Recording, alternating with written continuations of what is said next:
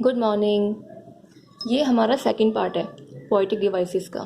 इससे पहले हम लोगों ने फर्स्ट पार्ट में दो पोएटिक डिवाइसेस डिस्कस किए हैं। पहला है एक है अलिट्रेशन और सेकंड इज पर्सनिफिकेशन। ठीक है, अभी हम एक सरसरी नज़र मारेंगे सब में। एक बार समझ लेते हैं। Poetic devices are tools that a poet can use to create rhythm. Rhythm enhances a poem's meaning or intensify a mood or feeling. जो पोएटिक डिवाइसेस है वो हम क्यों यूज़ करते हैं, उसे पोएट क्यों यूज़ करता है, ताकि वो उसमें एक रिदम, जो पोएम है उसमें रिदम ला सके, पोएम के मीनिंग को और बढ़ा सके, उसे इन्हेंस कर सके और पढ़ने वालों की मूड को इंटेंसिफाई कर सके, उसे और गहरा कर सके, उनकी फीलिंग को और गहरा कर सके। ठीक है, मतलब उनकी समझ को, उनकी अंडरस्टैंडिंग को, उनकी फीलिंग को और डेप्थ में लेके जाए, इसलिए पोएटिक डिवाइसेस यूज होते हैं। चलिए फिर है हमारा, हाँ, these devices help piece of poem together much like hammer and nails join planks of good together. Some poetic devices are, ये आपके है तो बहुत सारे, लेकिन हम लोग अभी इन 5 को ही कवर करेंगे क्योंकि इन 5 के बारे में ही आपकी वर्कशीट में दिया गया है।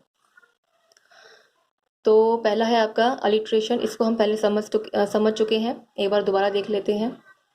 Can be defined as repetition of neighbouring words और साउंड्स। जो आस पास, नेबरिंग मतलब जो आस पड़ोस के जो शब्द हैं उनके साथ में उनका जो साउंड है और जो उनके वर्ड्स हैं उनका रिपीटेशन होता है। जैसे कि क्रैम्प्ड सर्कल, तो उसमें सी जो है वो रिपीट हो रहा है।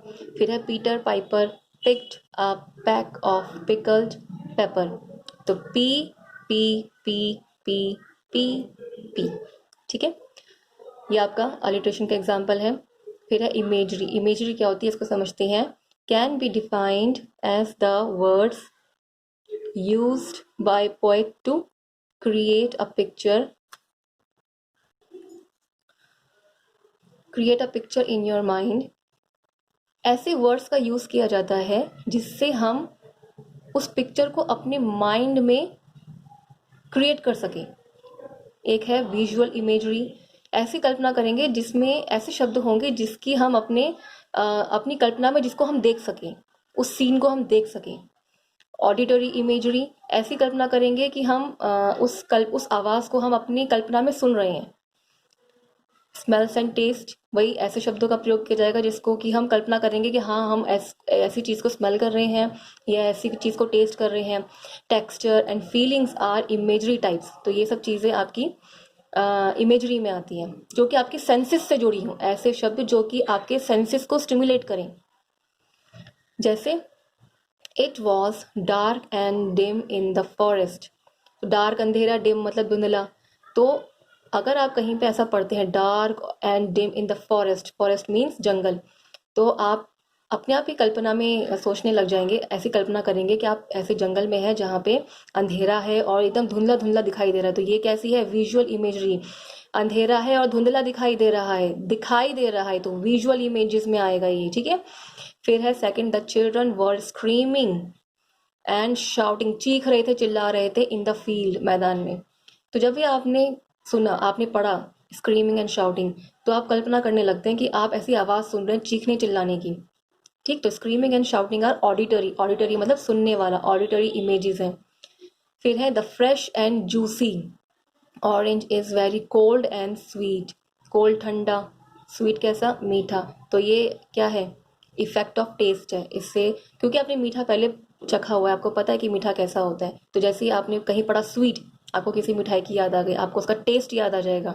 ठीक है, तो ये जितने भी आपके एग्जाम्पल्स हैं, इमेजरी होती ही वही है कि ऐसे शब्दों का प्रयोग किया जाएगा, ऐसे वर्ड्स को यूज किया जाएगा जिससे आपके जो सेंसेस हैं वो स्टिमुलेट हो, आप उन चीज़ों के बारे में कल्पना करना शुरू कर दें।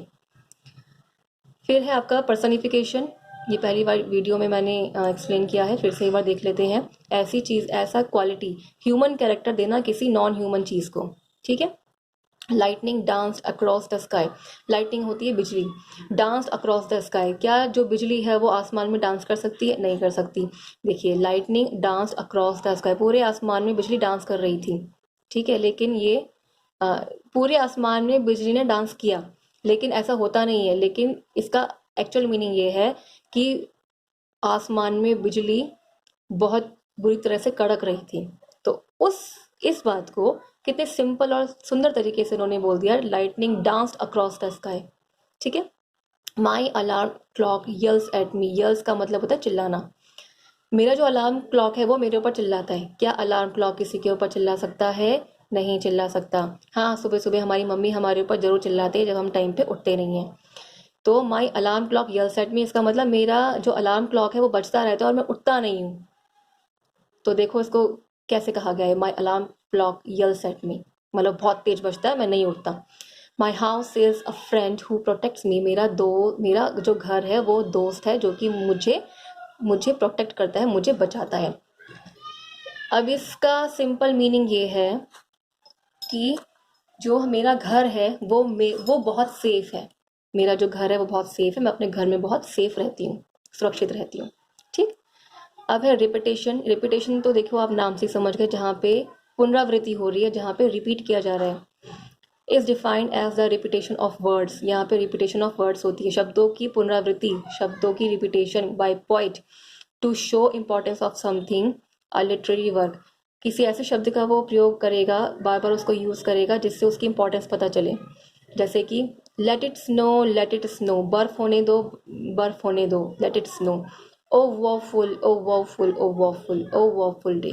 वॉफुल का मतलब होता है शोकग्रस्त, दुखी, अनहैप्पी, ठीक है। तो लेट इट स्नो, स्नो पे वो फोकस कर रहा है और यहाँ पे वो फुल पे फोकस कर रहा है। तो बताना चाहता है कि यहाँ पे स्नो और वो फुल जो है वो उसको वो इम्पोर्टेंस दे रहा है इन शब्दों को। देखो जब भी हम किसी चीज़ को रिपीट करते हैं, इसका मतलब हम चाहते हैं कि सामने वाला हमारे उस शब्द पे ध्यान दे, उस शब्द के पीछे हमारी फीलिंग क्या है उस पर ध्यान दे, हमारी इंटेंशन क्या है उस पर ध्यान दे। तो रिपीटेशन का मतलब ऐसे ही है। किसी भी पोयम में कोई वर्ड अगर बार बार यूज कर रहा है, इसका मतलब पोएट चाहता है कि हम उस पोयम में वो शब्द किस कॉन्टेक्स्ट में यूज किया गया है, उसका मीनिंग क्या है उसको समझें, ठीक है। फिर है राइमिंग स्कीम, ये तो आप मास्टर हो आप इसके, मैंने क्लास में भी समझाया था और आपने बहुत बार मुझे बहुत सही सही करके भी दिया है, तो मैं समझती हूँ सभी बच्चों को आता है, पर इसको हम रिवाइज कर लेते हैं।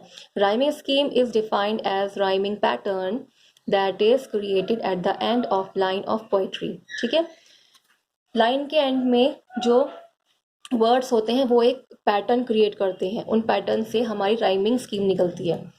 तो the people along the sand all turn and look one way, तो सैंड और वे ये आपस में राइम नहीं करते, इनका पैटर्न डिफरेंट है, तो इसलिए हमने पहले वाले को ए नाम दे दिया और दूसरे पैटर्न को बी नाम दे दिया।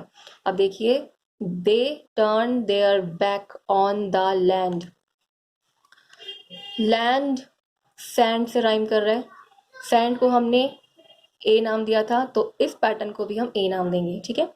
दे look at the sea all day, way and day, way के साथ में डे राइम कर रहा है, तो वे को हमने बी नाम दिया था, तो इस पैटर्न को भी हम लोग बी नाम देंगे। तो हमारी राइमिंग स्कीम क्या बन गई, ए बी। तो land sand and way day, तो ये मिलके हमारा बना रहा है ए बी। इस पीडीएफ को मैं आपको ग्रुप में सेंड करूंगी, उससे पहले वाला जो मैंने डिस्कस किया है पहली वीडियो में, मैं उसकी फ़ोटो भी आपको सेंड करूंगी ताकि आपके पास आगे के रिकॉर्ड के लिए वो रहे, आप जब चाहे उसे पढ़ सकें।